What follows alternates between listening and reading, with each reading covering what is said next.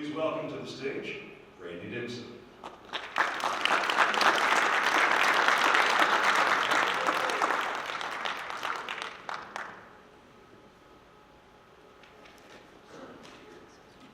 Quick question, have you ever left the house on an overnight trip and known you've forgotten something?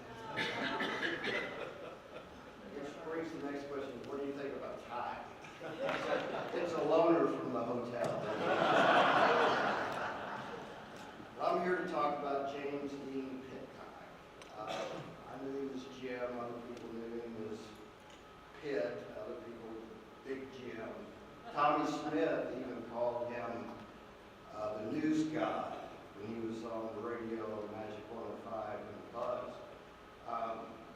Larry Foley, in his obituary, even called him the Edward R. Murrow of Arkansas. But Larry sucked up.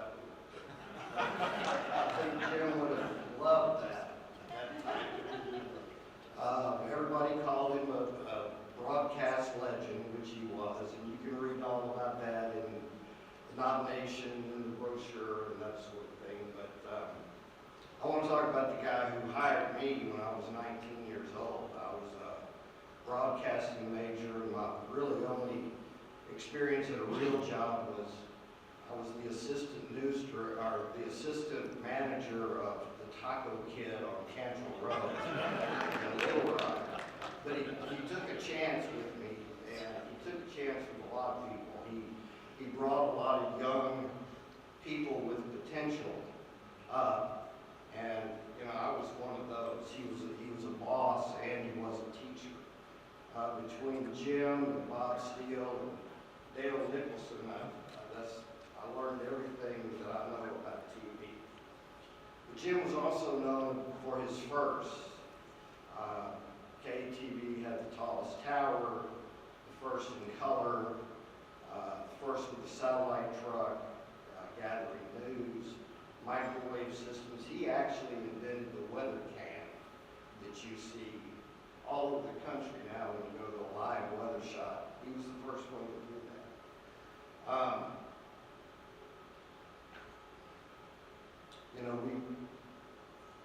Jim was such a mentor to me. He was a person I respected and I admired. I feared from time to time and would often cuss when he wasn't around. I think some of us would say, this guy sure does expect a lot of perfection for a guy who doesn't have to do it himself. And then we realized, well, wait a minute, he has done it all himself. He's done it all his life, and now it's our turn. He's teaching us how to do it. In addition to all of this that he did, I think the most important thing for the future is that he developed an archive system before it had ever been done. He had almost 26,000 hours by the end of film and videotape of news, weather, sports, entertainment that the television station had covered since its beginning. While other local television stations were throwing theirs away for one reason or another, he was collecting more and was foresighted enough to organize it and keep it in good condition. I always thought of it as a tool for gathering news. If there was a major event or a famous person that you needed file footage of, it was there. It was a great competitive edge. He knew that there was more to it than that.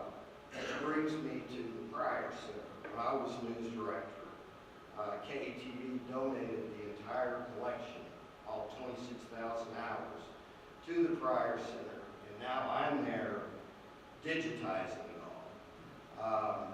And believe it or not, it's done, and we will have it online for viewing within the year. So you can see anything that KTV covered over the years.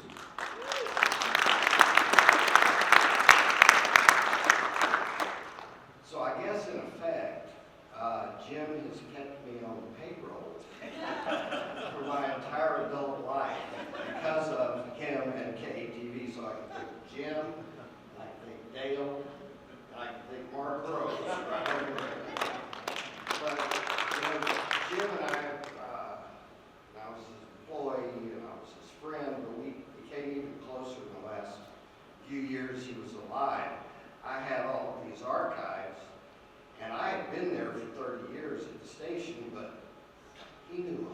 lot more about it than I did. I would call him on the phone almost every day, and I would have some obscure question about some crazy little piece of film, and he knew it. He had an incredible memory. And now that's going to be saved forever, and it's already being used by students and teachers and documentary filmmakers all over the country. We lost Jim just a year ago, and his son is here with the family. And Leon, I'd like for you to come up and accept this.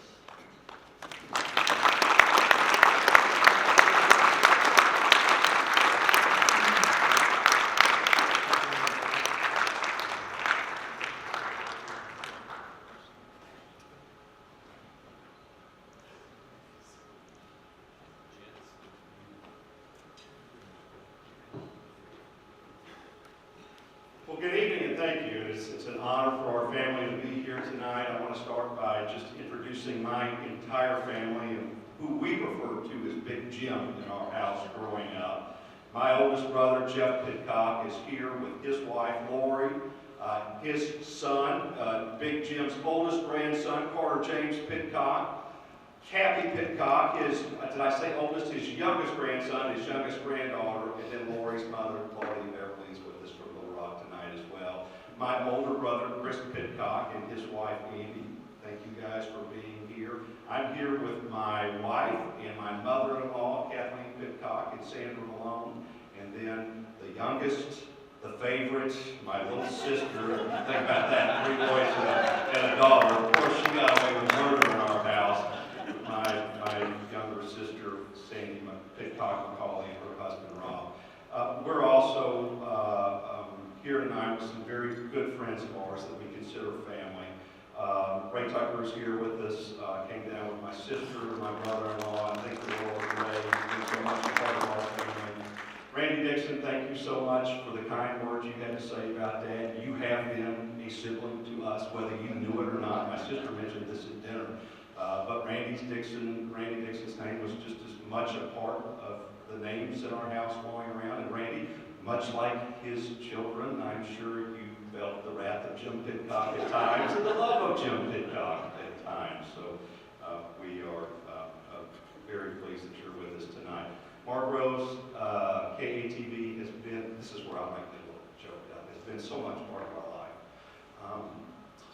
So to grow up in a house where, you got to go down to a television station on Saturday mornings when you were a kid and play on a television news set, and, if the stars lined up, they shot the Bozo show earlier that week, so you got to play on the Bozo. That was really special for us. KATV put food on the table in my house for half my life, and thank you on behalf of our family.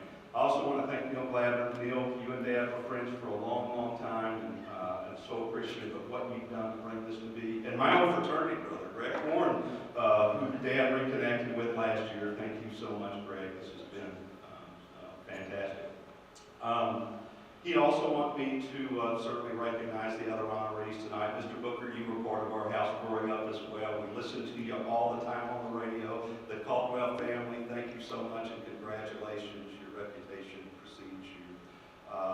And then, Colonel, I mentioned to you earlier tonight that one of the last substantive conversations that I had with my dad was on a trip. We had just listened to your radio. I had called him, and we had a long conversation about just the importance of hometown radio in Arkansas.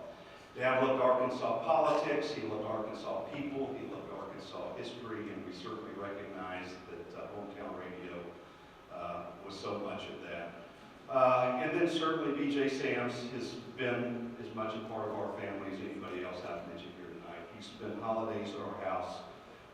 He is certainly one of my father's oldest friends. I mentioned something to him earlier tonight about a promotional piece that I found recently that was a picture of he and my father and Dell Nicholson and Bud Campbell that has to be in excess of 50 years old. So it was nice to see that. And BJ, congratulations to you. We're so glad that you're here tonight with us. I'll conclude We live here in Hot Springs. I was born and raised in Little Rock, but married a Hot Springs girl, and love it down here. But there's a lot of history in Hot Springs. In my home office on the other side of town, I have a picture hanging on the wall. For those of you that don't know, and Congressman, you'll appreciate this, spring training baseball was started here in Hot Springs, Arkansas. Every Major League Baseball team between 1880 and about 1937 spent at least one spring training here in Hot Springs. And this picture on the wall in my office is on the first tee box in 1921. There were 8 Major League Baseball players standing there, and of those 8, 3 of them went into the Cooperstown Hall of Fame. 2 of them were in the very first class of the Major League Baseball Hall of Fame, and that picture of Walter Johnson, who's still considered to be the best pitcher of all time, and Babe Ruth. So to have 2 of those folks here in Arkansas over 100 years ago, and then bring it full circle with the first 5 inductees tonight is very special for our family and very special for me. So on behalf of our family and on behalf of my dad, I want to say thank you